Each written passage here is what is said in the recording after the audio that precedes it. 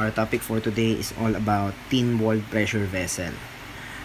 What is the definition of a thin-walled pressure vessel? A tank or pipe carrying a fluid or gas under a pressure is subjected to tensile forces, which resist bursting, develop across longitudinal and transverse section. So, under thin-walled pressure vessel, we have two types of stresses. First is the tangential stress, or also known as the circumferential stress. Consider the tank shown being subjected to an internal pressure P. So, yung internal pressure P daw natin is ito yan, yung mga arrows na yan. The length of the tank is L. So, ito, length of the tank is L. And the wall thickness is T. So, ayan daw yung wall thickness. So, isolating the right half of the tank. So, pag in-isolate natin, so ito yung lalabasan yan. So, the forces acting are the total pressure caused by the internal pressure P and the total tension in the walls is T. So, yung F daw natin is equivalent to P times A. So, ito yan. Yung F daw natin, bagay natin, yan. F daw natin is equivalent to P times A, where P is the pressure inside the tank, then D is the diameter of the tank, and L is the diameter or length of the tank. Then next, so by summation of forces along H is equivalent to 0. So, saan galing yan? So, dito. So, diba, itong T, negative T. So, sulat na, negative T. Since dalawa yan, papuntang left, negative 2T plus F equals to 0. Tama? So, pag tinranspose mo yung 2T, magiging F equivalent to 2T. So, ito yan. Tama? Where F daw is equivalent to P times D L. Where P is the pressure, diba? Then, diameter times length. And yung T naman natin is equivalent to P over A lang din yan. S equals P divided by A. So, saan galing yung S? So, yung S natin is yung stress T. Then, yung area wall is yung area pa rin, cross-sectional area of the material. Then, yung T, yun yung ating P. So, after deriving the equation, ang mangyayari, PDL is equivalent to times stress T times L. So, after rearranging the equation, so we can arrive with the formula for stress equivalent to stress T equivalent to PD divided by 2 times T. So, may over yan ha. Pa-take note na lang guys. So, ito yung formula natin. Stress T is equivalent to P times D divided by 2T. Where P is the pressure, internal pressure, times D is the diameter, and T is the thickness of the wall.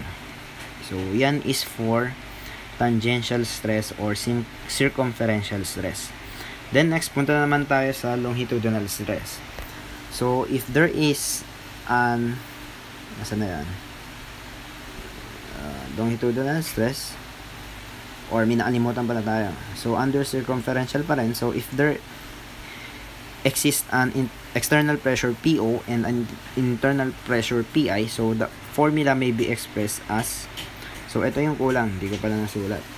So, kapag meron daw external pressure PO and internal pressure PI, so, PO and PI. So, ang formula natin is magiging stress T equivalent to PI minus PO times D divided by 2T. So, ayan, ibig sabihin, kuunin nyo lang yung difference in pressure sa between external and internal. So, ayan, pa-take note na lang din itong formula natin.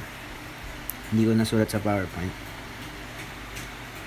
So, yun if is may difference between two external pressures, between external pressure and internal pressure.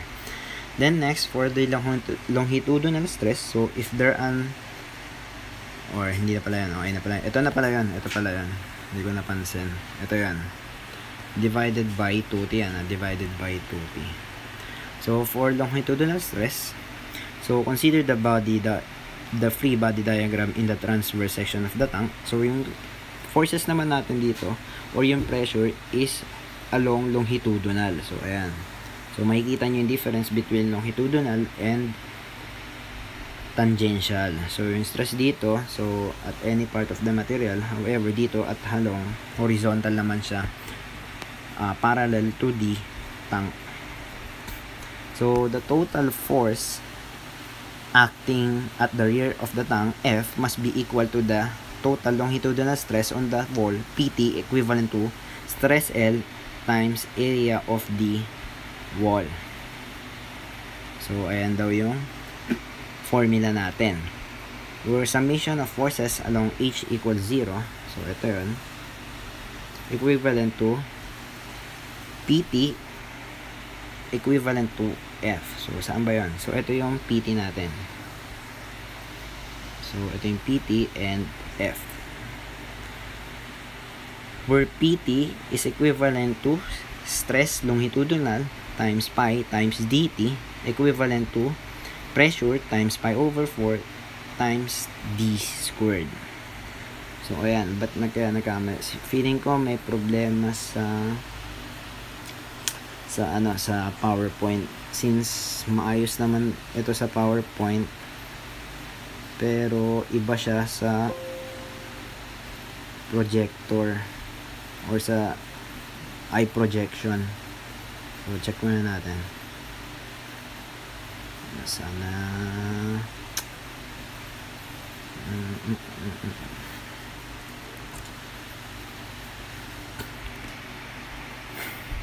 wait lang guys, check natin kasi maayos ko naman siyang tinype eh.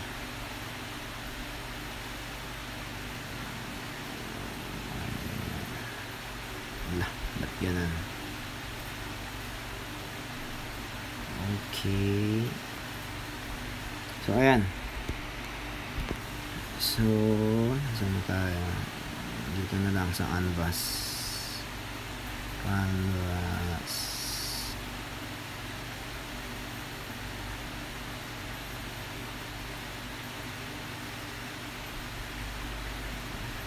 So ayan. Sulat ko na lang. So, 'di ba, summation of forces along H equals 0. So, yung P and F natin or PT is equals F, equivalent lang din niya sa S equivalent to P divided by A. So transpose ko lang tong A doon sa S. So magiging P equals AS. So yung AS na yan, so for PT is equivalent to stress L times pi times dt. So D is diameter of the thin-walled pressure vessel and T is the thickness of the thin-walled pressure vessel. Equivalent to P. So, di ba, P equals AS. So, yung S natin, magiging pressure, which is P times pi divided by 4 times D squared. So, after rearranging all of the formulas, so we can arrive with a final equation of stress L is equivalent to P times D divided by 4T. So, ito yung formula natin for stress L. So, i-take note na lang yun. So, dapat merong pi over 4 dito eh. Pi over 4 D squared. So, ayan. So, that's all for thin-walled pressure vessel. The difference between circumferential, which is also known as tangential, and longitudinal. Then next, if the thin-walled pressure vessel has a spherical shell. So if a spherical tank or diameter D and thickness T contains gas under, can be expressed as stress T equivalent to Pi minus Po times D divided by 4T. Divided by din yan Ba't kaya ganun? Kasi naka-formula pala to. Naka-formula siya sa Excel, hindi nababasa ng eye projection. I-take note na lang yan guys. So, ulitin ko So, for spherical, So, PI minus PO times D divided by 40. Okay? So, ayan. Tayo na lang mag-adjust since hindi siya mabasa ng eye projection. Then next, so these are the examples of a cylindrical vessel and a spherical vessel. So, ayan is cylindrical. So, sa cylindrical, so, di ba, we have tangential and longitudinal. So, sa tangential, so, hahatiin mo siya dito sa gitna. So, magkakaroon ka ng force T and force F. So, yung force T natin is equivalent to 2T. Tama? Then, for longitudinal naman, so, longitudinal, so, nandito yung pressure natin. So, ayan. So, yun yung difference nila.